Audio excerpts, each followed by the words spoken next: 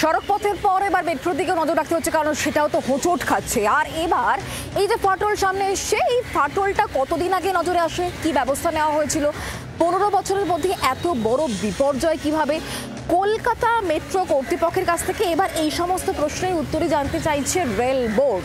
যেমনটা এখনো পর্যন্ত আমরা খবর পাচ্ছি, আগামী সপ্তাহের মধ্যে এই সংক্রান্ত রিপোর্ট জমা দিতে হবে রেল দপ্তরকে, কলকাতা মেট্রোকে।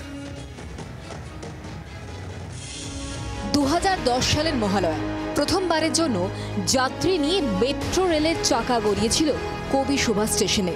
15 বছর পেরোতে না পেরোতেই বিশাল বিপর্যয়, পিলারে ভাঙন, দেওয়ালে ফাটল, মাটিতে বসে যাচ্ছে আস্ত একটা স্টেশন।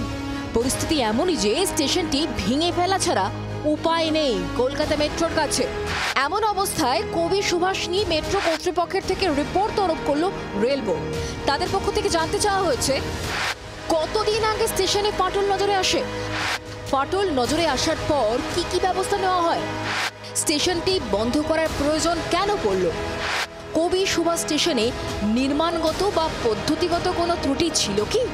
কলকাতা মেট্রো দেশের প্রাচীনতম, যা 40 বছর ধরে মানুষকে পরিষেবা দিচ্ছে, সেখানে 40 বছরের পুরনো স্টেশনগুলো অক্ষত রইল, এখনো পরিষেবা দিচ্ছে।